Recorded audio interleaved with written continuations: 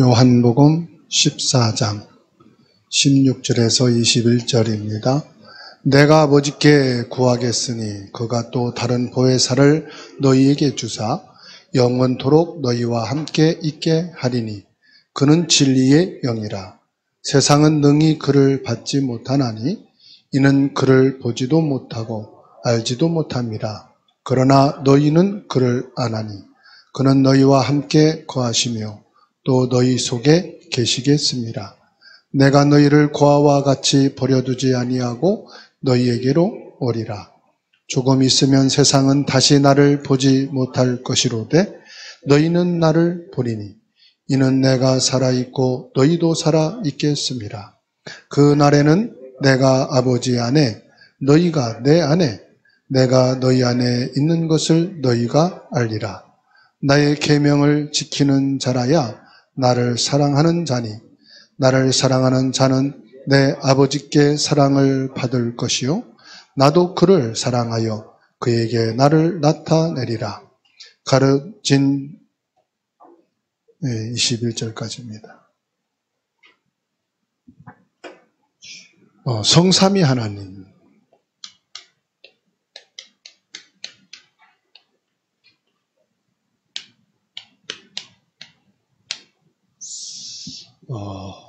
성부, 성자, 성령, 삼인격이죠. 그러나 한 분이신 하나님, 그 안에서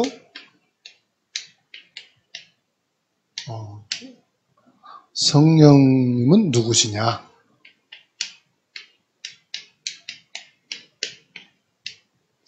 오늘 성경에서 자세하게 말씀하고 있어요.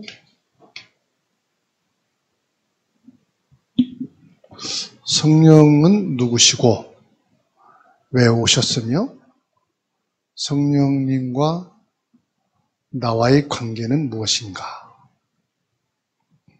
오늘 16절에서 말씀하고 있죠.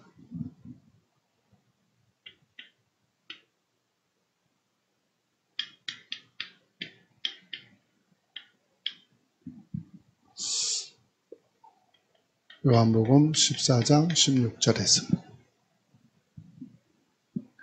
보혜사 성령께서 영원히 거하시겠다.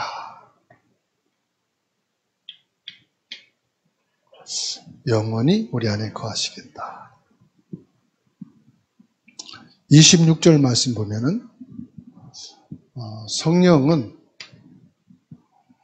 모든 것을 깨닫도록 도와주시겠다. 모든 것을 깨닫도록 도와주시겠다 말씀하시고, 요한복음 15장 26절 말씀에서는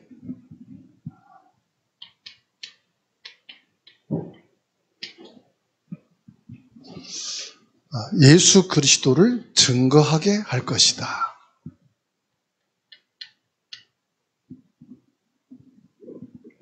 16장 7절에서 26절, 24절까지죠.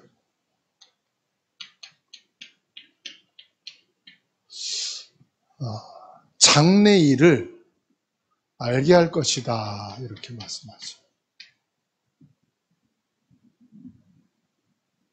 사도행전 1장 8절에서는 성령이 임하시면 너희가 권능을 받고 땅 끝까지 이르러 증인이 되게 하겠다 말씀하죠.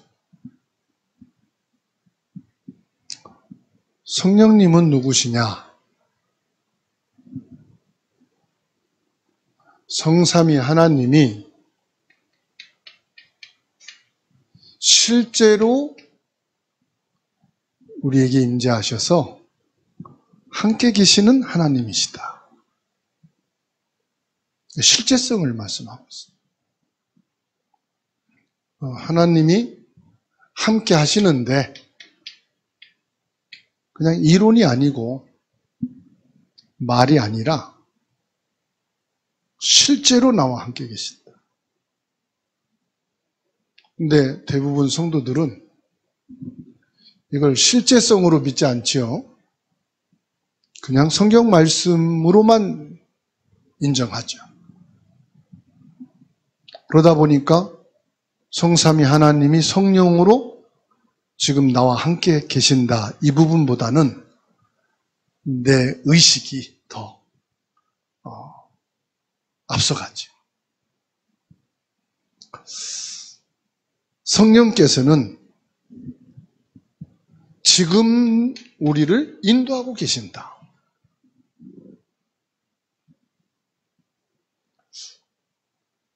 오늘 이 자리도 내가 내 의지로 왔지만 그 이면에는 성령께서 인도하신 것이다.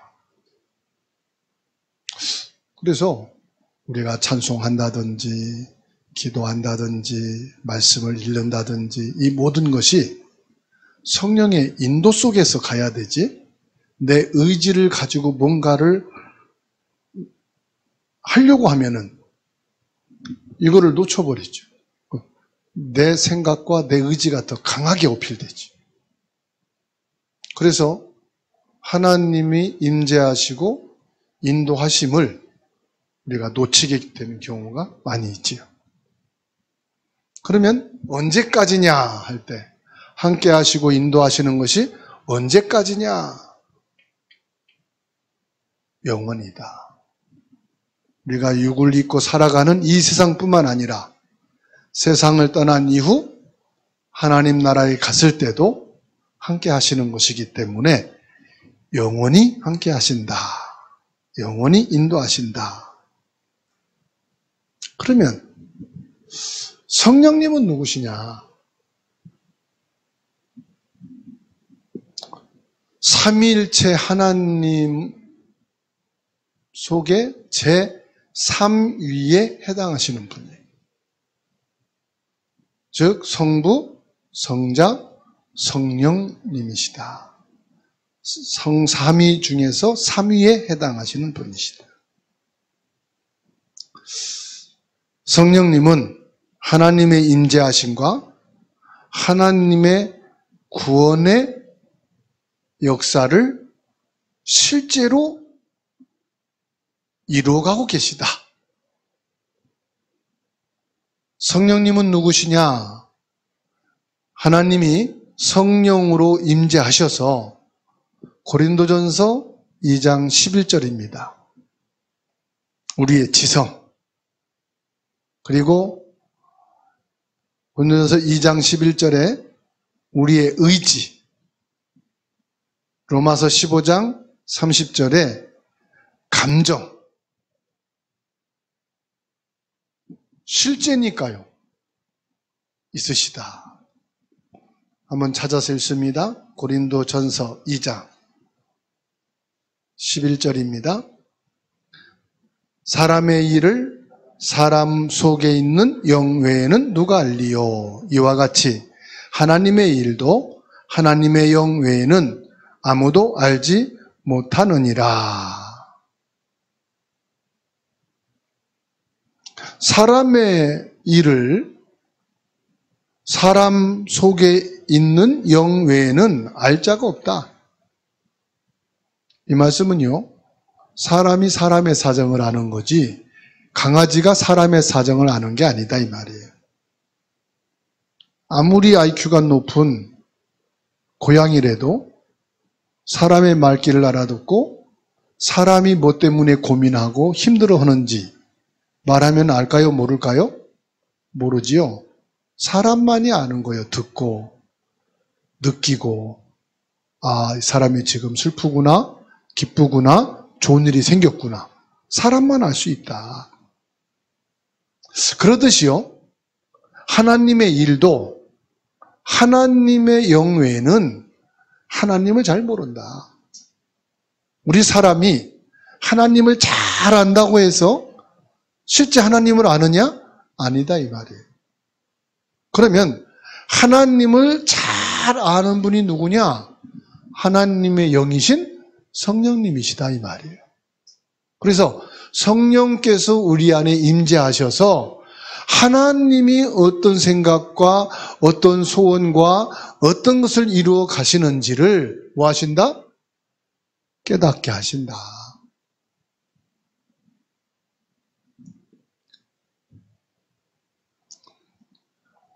성령께서는 전도와 선교를 총괄해서 지휘하시는 분이시에요.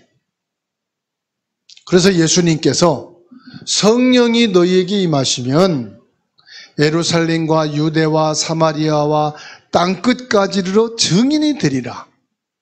전도를 누가 총괄하시느냐? 성령께서.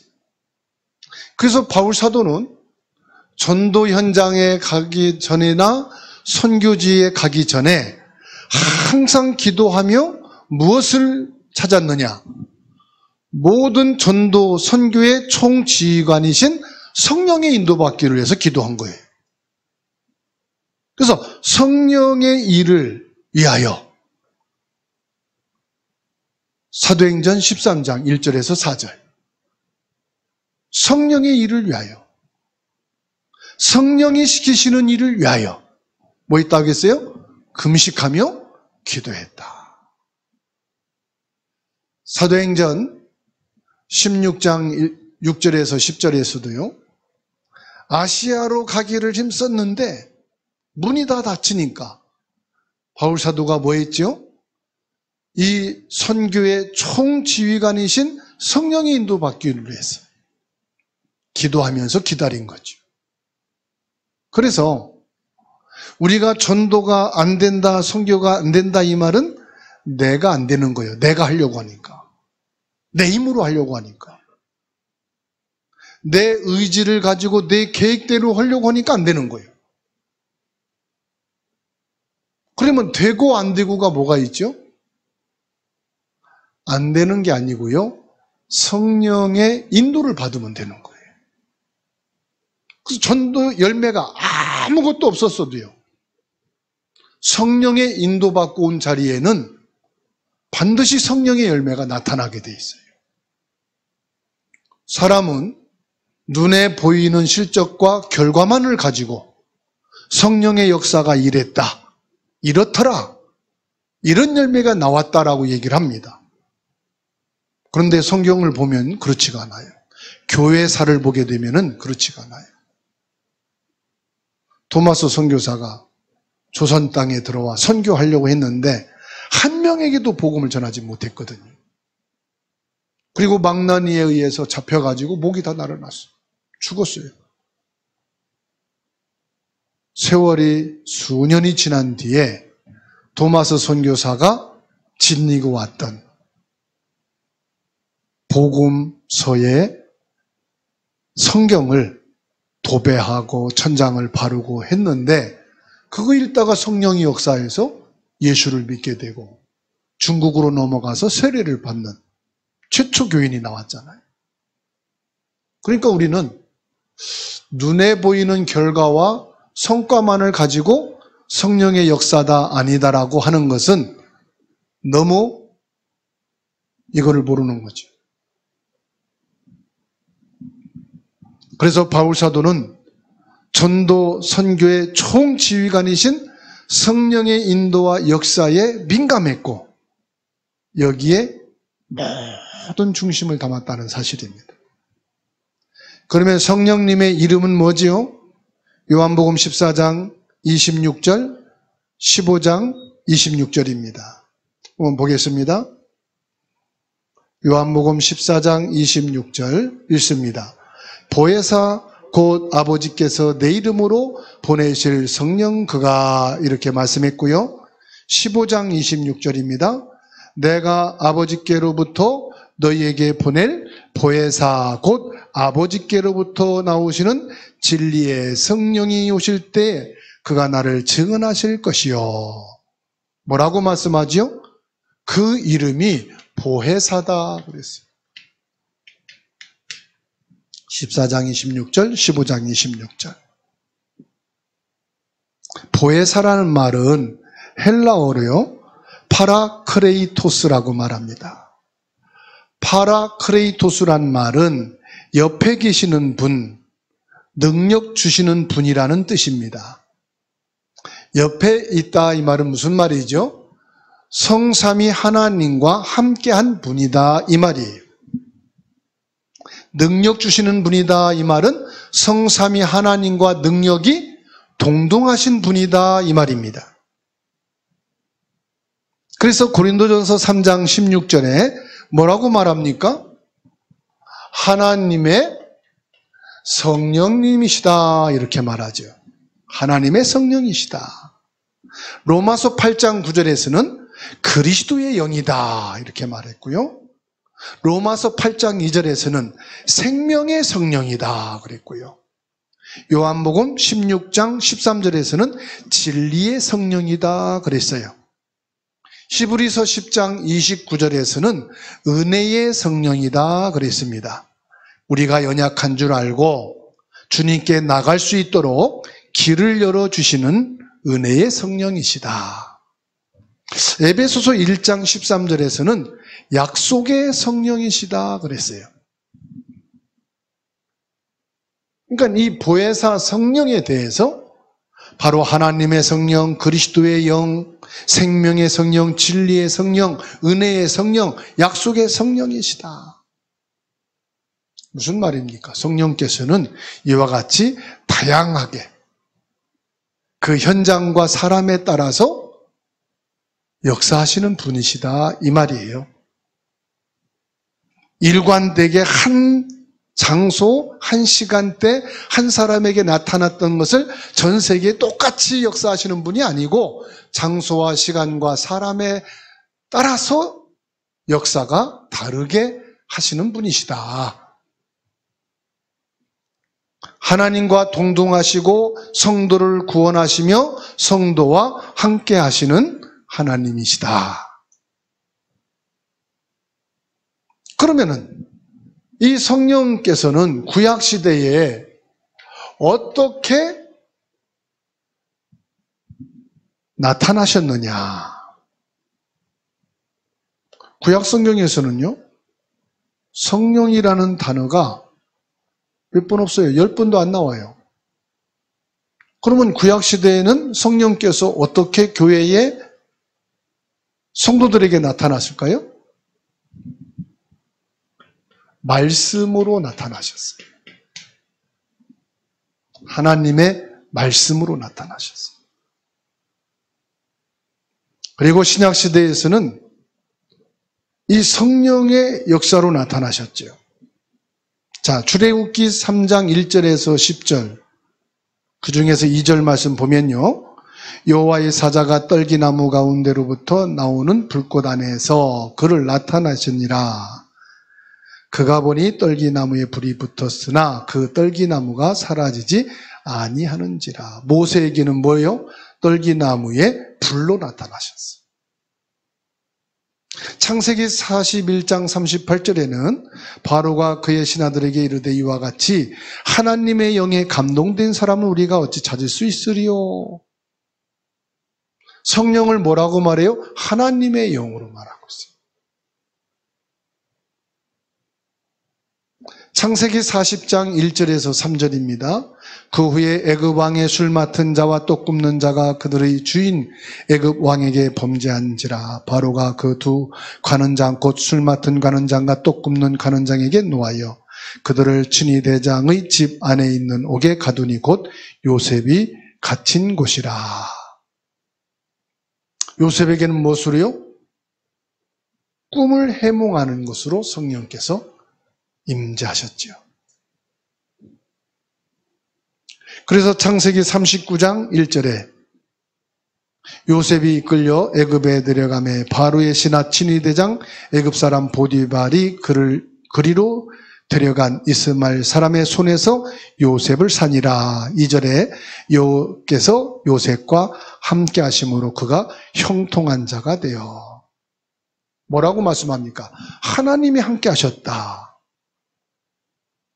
성령께서 요셉과 함께 하신 것을 구약 성경에서는 하나님이 함께 하신 것으로 말씀을 했어요. 그러면 신약 시대는 어떻게 되어 있습니까? 신약 시대에는 말씀이 육신으로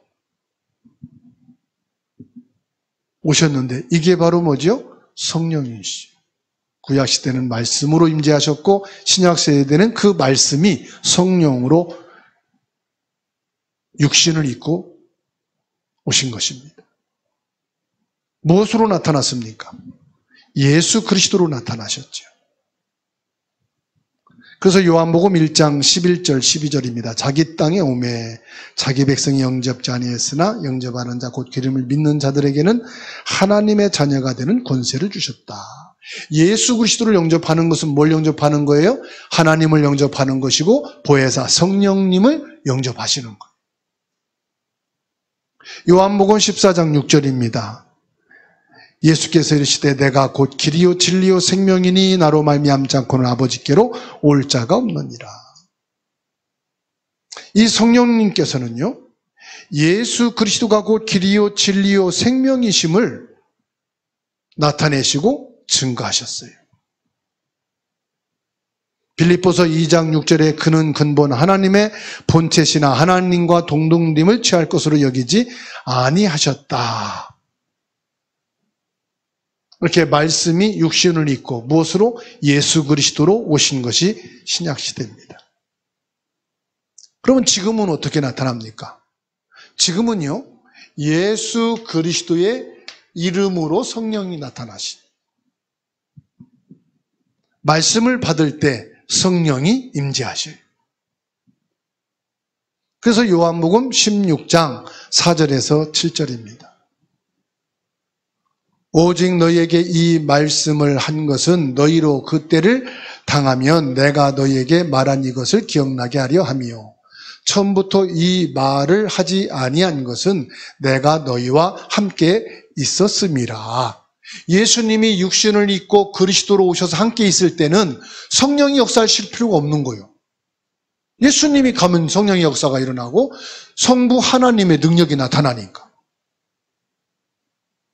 그러나 예수님이 십자가에 못 박혀 죽으시고 죽은 자 가운데 3일 만에 부활하시고 승천하신 이후에는 예수 그리스도를 믿고 그 이름을 고백할 때 무엇으로요? 성령으로 나타나십니다.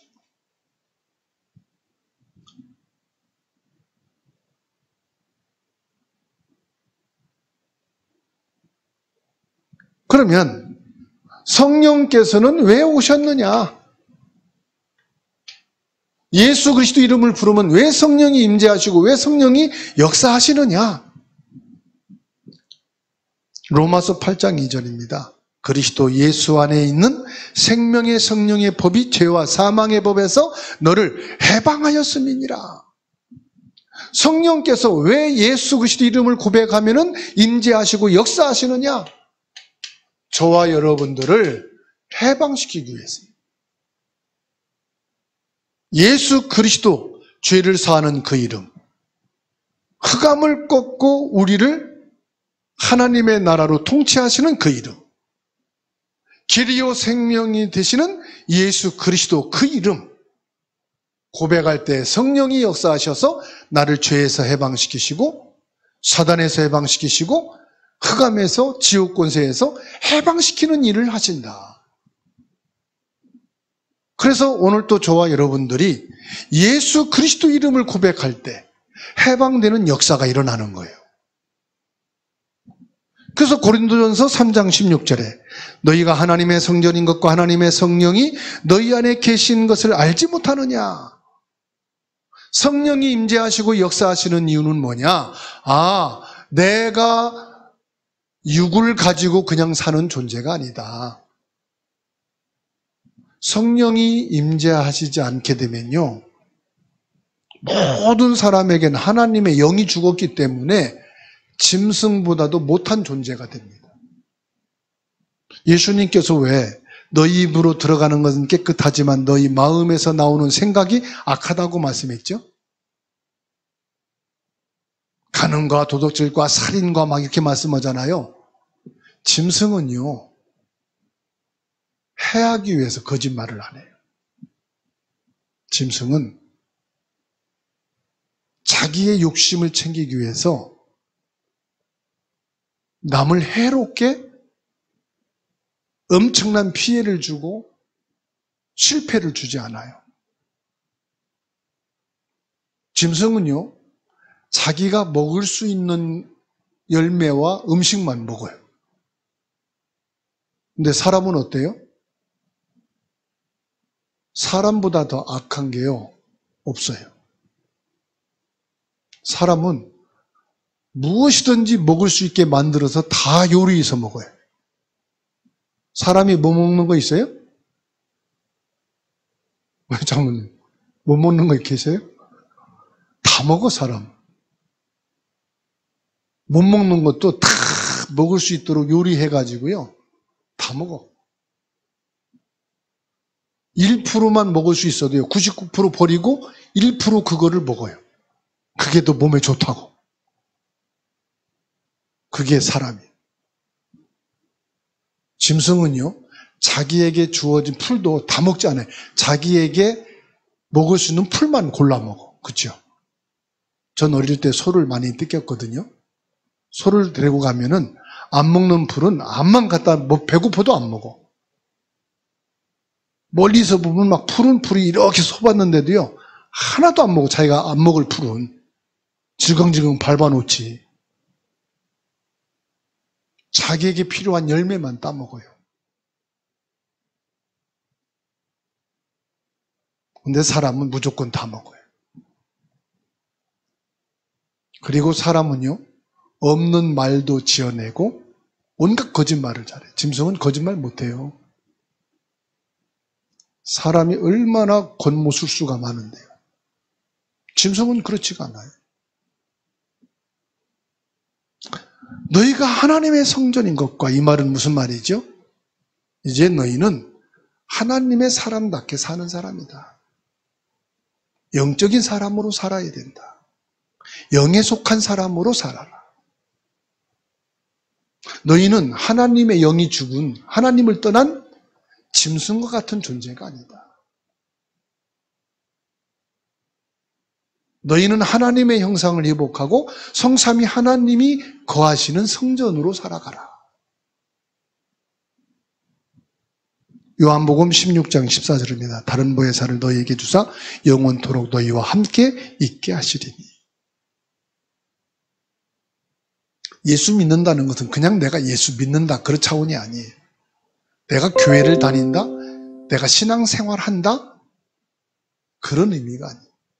예수 믿는다는 것은 보혜사 성령이 내 안에 영원히 내주에 계시는 거예요. 내가 구원받았다는 것은 성령께서 지금 보혜사로 내 안에 거하시고 함께 계시는 것을 의미하는. 그러니까 그냥 예배 끝났다고 끝나는 게 아니다, 이 말이에요. 예배는 시작이고요, 우리의 삶이 이제 본론인 거예요.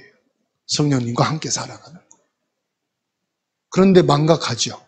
내 생각대로 말하고 내 감정대로 표현하고 내 의지를 가지고 살아가잖아요. 이게 실제성이다. 그래서 보혜사 성령께서는 영원히 나와 내 안에 계시다. 이거를 의식하고 이거를 인지하고 이것 가지고 사는 것이 신앙생활이잖아요. 이것이 성삼위 하나님의 임재를 100% 믿는 믿음이잖아요. 그런데 저부터도 이 100%의 신앙이 아니다, 이 말이에요. 그냥 예배할 때만 인식을 하는 거죠. 기도할 때만 인식을 해요.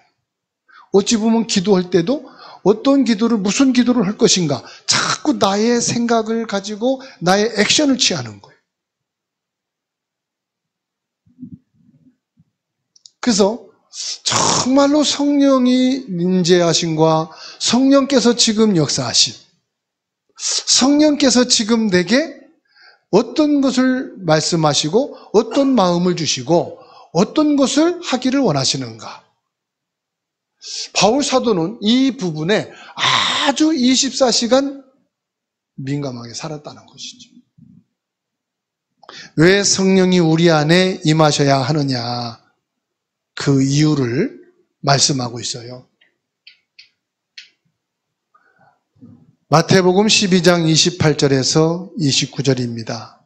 같이 읽을까요? 마태복음 12장입니다.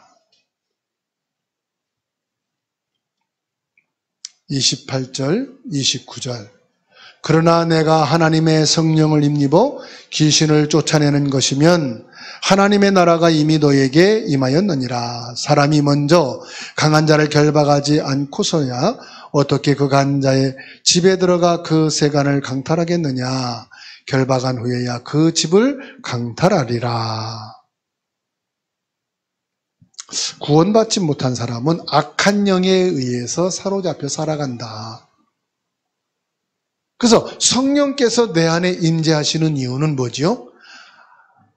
악한 자, 강한 자가 나를 건드리지 못하고 공격하지 못하게 하기 위해서 성령께서 내 안에 임재하시고 함께 있으셔야 된다. 이 땅에 경찰도 계속 있지만 반비례로 강도도 계속 있습니다. 언제 어느 때 범죄자들이 일어날지 모르기 때문에 주거지 가까이에는 항상 뭐가 있어요? 경찰서가 세워지게 되는 거예요. 그래서 신도시가 생긴다 그러면은 제일 먼저 뭐가 많이 들어서죠? 학교와 경찰서, 소방서, 병원, 그렇죠? 이 공공시설은 의무적으로 따라가게 돼 있는 거예요. 하나님의 구원받은 성도에게는 항상 공격하고 넘어뜨리는 뭐가 있어요? 강자인 사단이 존재한단 말이에요. 그럼 그 사단이 하나님의 자녀를 공격하고 넘어뜨리지 못하게 하기 위해서 뭐 있어야 됩니까? 보혜사 성령님이 내주해 있으셔야 되는 거예요. 있으시는 그 자체만으로도 보호가 되고 지키시는 것이 되는 거예요. 인도하심이 되는 거예요. 그리고 고린도전서 3장 16절 다시 말씀드립니다. 우리 속에 내주하셔서 영원히 나를 성전 삼으시고 같이 계셔야 내 안에 계신 이 성령을 뺏어갈 자가 없고 내쫓을 자가 없고 하나님의 성전으로 삼은 것은 이 땅에서 영원하고 그 사람이 천국에까지 영원히 가는 거예요. 뭡니까? 보장이에요, 보장. 하나님이 너를 보장하신다 이 말이에요. 무엇으로? 천국 백성으로 보장하신다. 그래서 요한복음 16장 14절 임재하신 성령께서는 우리에게 깨달음을 주시고 지혜를 주시고 감동을 주시고 담대함을 주셔서 뭐하게 만드십니까? 그리스도를 증거하게 하시는 거예요. 그래서 저와 여러분들이요, 성령이 충만하게 되면 그리스도를 말하게 돼 있는 거죠. 그리스도를 자꾸 숨기려고 그러고 말하기 싫어하는 것은 뭐지요? 내가 내 안에 성령이 충만하지 않으니까. 그리스도를 말하고 고백하는 게 싫은 거예요. 그런데 내게 성령 충만하게 되면 친구들에게도 그리스도를 말하게 돼 있어요. 상사에게도 그리스도 말하는 것이 두렵지도 않고 담대하게 돼 있는 거예요. 그래서 전도하자 갔다가 아이고 무서워. 근데 저 사람이 어떻게 얘기해? 따라갔던 거죠. 내가 성령 충만하면 따라가는 게 아니라 내 삶의 현장에서 그리스도를 설명하고 말하게 돼 있는 거예요. 그래서 성령이 내 안에 계신 이유는 뭐라고요? 나를 보호하시고 인도하시고 강도인 사단으로부터 보호하시는 것도 있지만 내 안에 있는 예수 그리스도를, 내가 만난 그리스도, 은혜 받은 그리스도, 응답이신 예수 그리스도를 설명하고 증거하는 것이 성령의 내주하신 이유다. 그래서 결론으로 분명한 것은 성령께서 우리를 인도하신다는 사실을 항상 믿으면 어떻게 되느냐? 항상 믿으면 성령 충만하게 되는 거예요. 사람들은 성령 충만하면 방언이 나온다. 막 몸이 뜨거워진다. 이렇게 얘기하거든요. 맞아요. 한 부분이에요. 그럼 그건 그런 때가 언제입니까? 말씀이 은혜가 되고 말씀 받을 때 은혜가 막 몸이 뜨거워지고 막 그냥 방언도 예를 들어서 나오고 그런 때가 언제지요? 믿음으로 나올 때. 그렇죠? 그래서 내가 오늘 말씀을 받고 맞다. 성삼위 하나님이 보혜사 성령으로 내 안에 계시고 내 안에 계셔서 나를 보호하시고 인도하시고 나를 죄와 사단과 지옥에서 해방시키셔서 사단으로부터 나를 지키시고 나의 매 순간순간마다 성령께서 깨달으시고 인도해 나가도록 지금도 역사하고 계시구나. 이 부분이 믿음으로 확신이 생길 때 뭐합니까? 이게 딱 오죠. 이때 뭐가 없어지죠? 여러분 근심과 염려했던 부분들이 없어지고 대신에 평안이 오죠. 그래서 문제 있는 분, 질병 있는 분, 불안한 분들 보고 뭐라고 말합니까? 찬송합시다. 기도합시다. 예배합시다. 이 말은 무슨 말입니까? 믿음이 있을 때 염려가 사라지거든요. 뭐가 없어져요? 불안과 두려움이 없어지는 거예요. 그래서 한마디로 뭐라고 합니까? 예배합시다. 예배드려요. 그때 믿음이 회복되어지면서 성령 충만하게 되니까요. 그래서 성령 충만 받을 때 뭐가 나옵니까? 이 사람에게 성령의 능력이 나타난다. 이때 성령의 능력이 나타나요. 그래서 어떤 분은 기도원에 가서 일주일 내내 믿음의 상태에 있다가 성령 충만한 역사가 일어나니까 능력으로 병이 낫기도 했고 문제에 대해서 완전 해방받고 문제 나는 아무 문제가 없구나 오히려 감사구나 찬송하면서 내려오고 그죠? 어떤 분은 철야기도 하다. 어떤 분은 집중해서 막 예배하고 이렇게 하는 중에 이 믿음이 딱 회복되니까 성령 충만한 능력의 역사가 나타나기도 하죠. 그래서 저희 어머님도 의원으로 치료받을 수 없는 불치병이 있었어요. 그게 뭐냐? 산후, 그게 독일, 옛날 산독이라고 그러죠? 산독이 있었어요. 7남매를 낳았거든요. 근데 3남매를 낳고 나서 산독이 있어갖고 몸이 퉁퉁 붓고 아무것도 먹지 못하고 죽는다고 그랬었거든요. 근데 어느 분 말씀 듣고 옛날에는 시골에서 일주일씩 10년 붕대성에 있거든.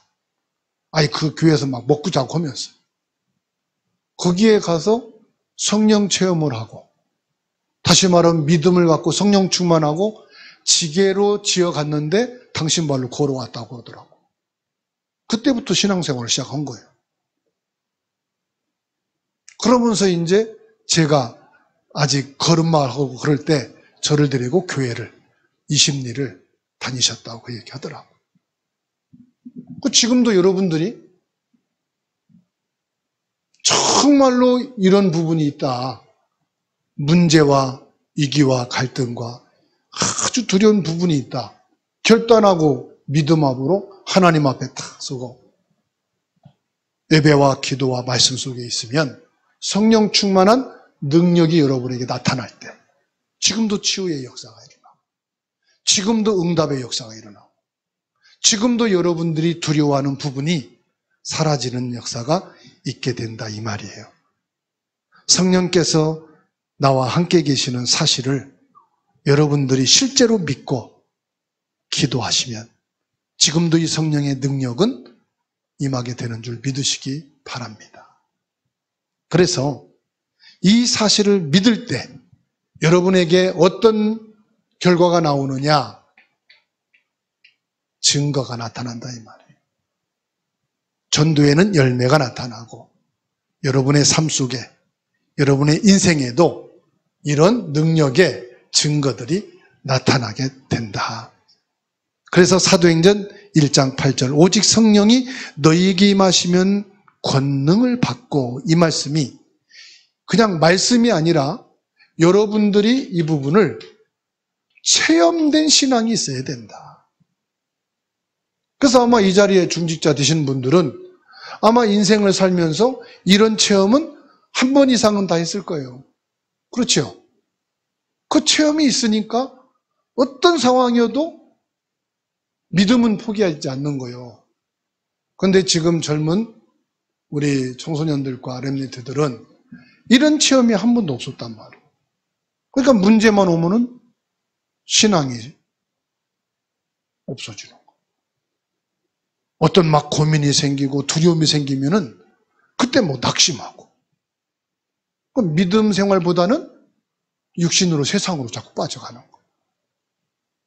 그래서 우리 중직자들이 기도의 배경이 되어 주시고 믿음의 발판이 되어 주셔야 돼요. 그래서 뭐합니까? 이런 성삼위 하나님의 성령을 체험할 수 있도록. 그래서 우리 중직자들이 중요하죠. 그래서 중직자들은 판단하기 전에, 비판하기 전에 뭐하자? 기도해 주자. 그리고 믿음의 발판이 되어 주자. 그래서 정말로 성령께서 역사하셔서 우리 자녀와 후대인 렘넌트들 가슴에 진짜 예수는 그리스도다. 예수 그리스도는 나의 그리스도다. 이게 오직 그리스도가 돼야 되는 거지, 단어로만 오직 그리스도하고 이런 체험이 없으니까. 오직 그리스도 말해놓고서 뭐가 오직 그리스도예요? 그런단 말이에요.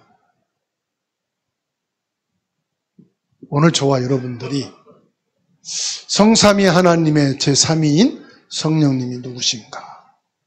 이 부분에 대해서 사실적인 말씀을 믿고 그 말씀을 가지고 기도해서 정말로 전도와 선교, 이방인과 병든 자와 아이들에게 이 복음의 발판이 세워져서 성령의 역사를, 그 능력을 체험하는 믿음의 사람으로 세워지고 그 후손이 세워져 가기를 주님의 이름으로 축원합니다.